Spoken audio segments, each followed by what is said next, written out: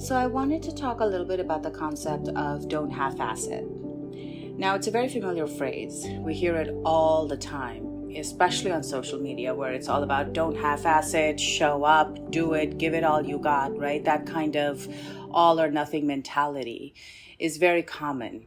So I wanted to offer today a little bit of a gentle reframe around what to do if you are, in fact, half-assing it.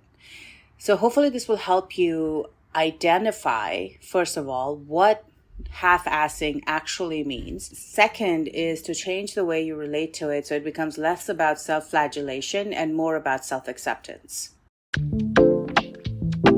So let's start at the beginning.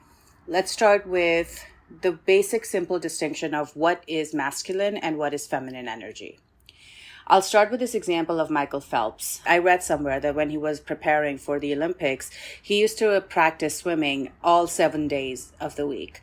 And the logic and the justification he gave behind that was that most of his competition, he hoped, would be working out or, practicing their swimming lessons for only 6 days a week.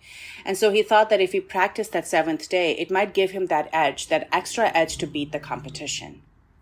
And I thought this was a wonderful encapsulation of what masculine energy is all about, right? Masculine energy is all about the deadlines, getting to the end result, the product. It doesn't really matter how we get there, as long as we get there, as long as we meet our quarterly quotas, as long as we meet our numbers, as long as we have the deadlines and we set them, and in many cases, not only just set them, but to actually exceed them. That, in a nutshell, is masculine energy, right? So when we think of a masculine energy, we think of a mountain. And by contrast, feminine energy is all about the process.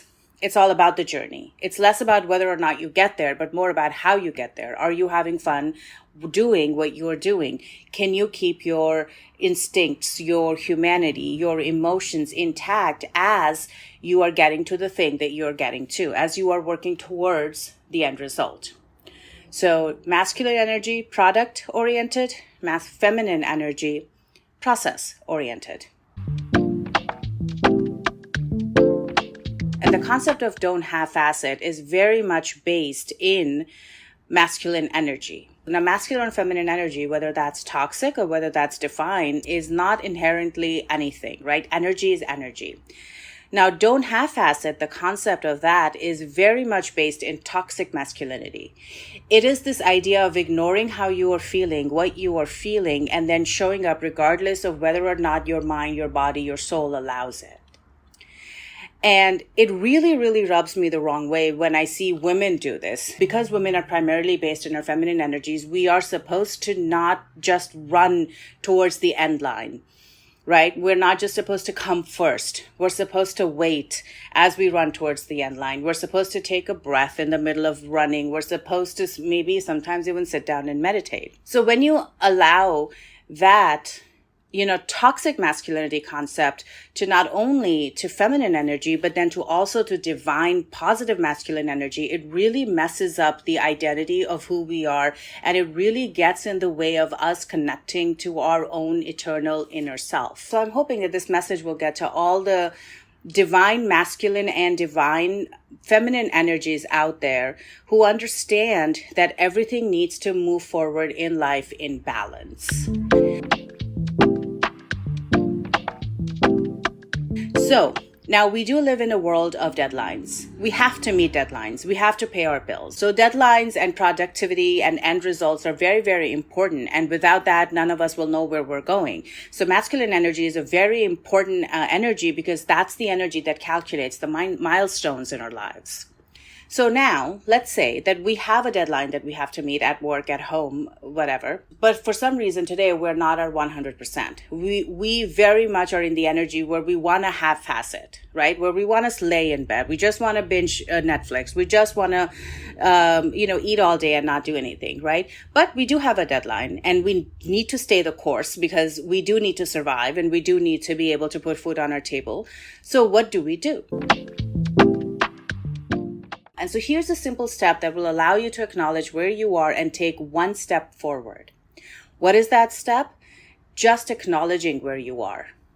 So you wake up in the morning And instead of your usual 90%, today you're feeling 75%. You're not feeling your 109, you're not feeling your full self.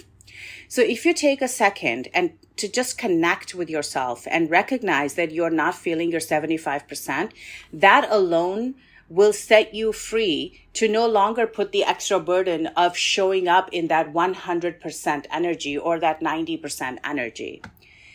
Just by allowing yourself to half-ass it, which in this case is 75% asset, you're going to give yourself the freedom to show up, because it's going to take the pressure off of you to be more than what you are right here, right now, in the present moment.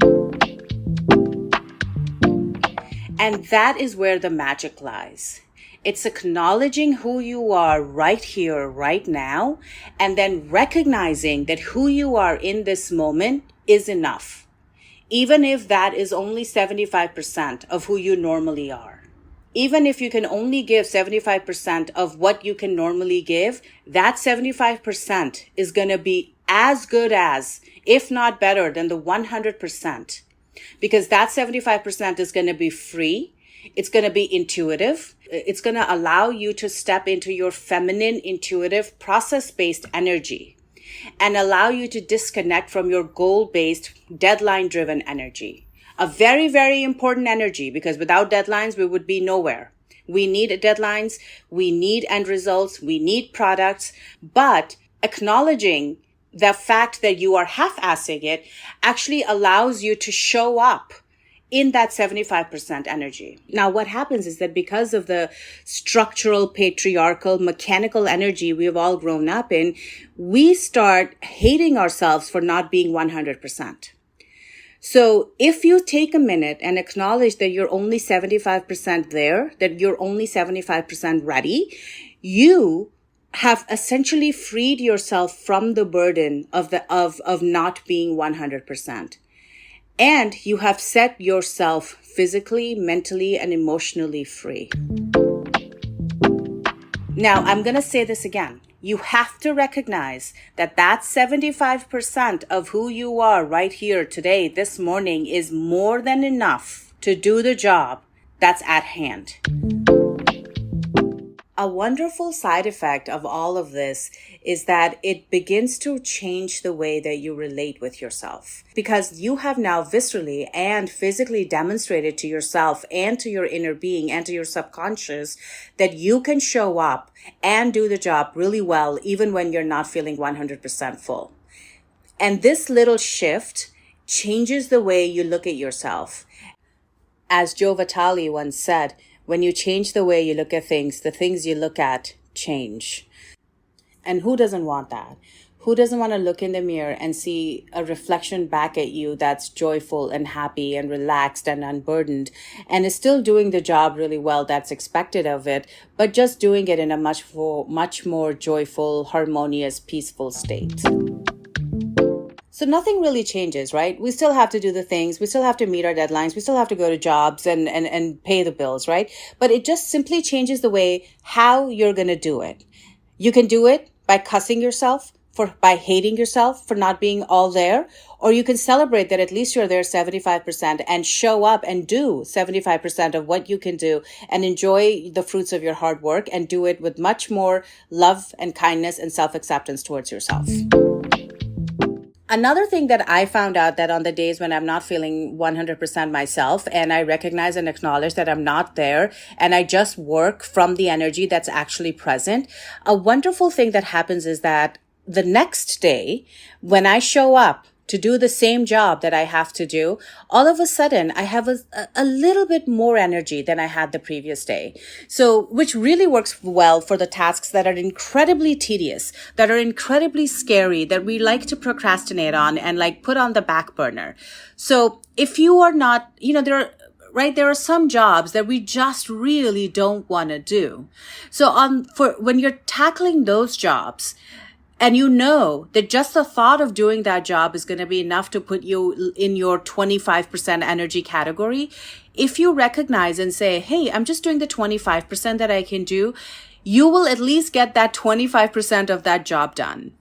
And that is a huge step forward towards doing a job that you would rather not do.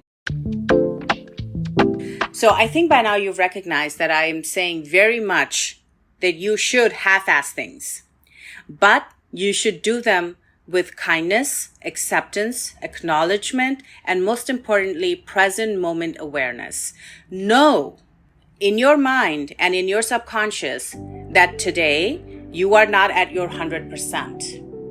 And who knows, you might just trigger your subconscious and it might want to actually find out what 100% of your work actually looks like, what 100% of your energy actually looks like. So half-ass things, but do it with kindness, do it with acceptance, and watch the magic happen.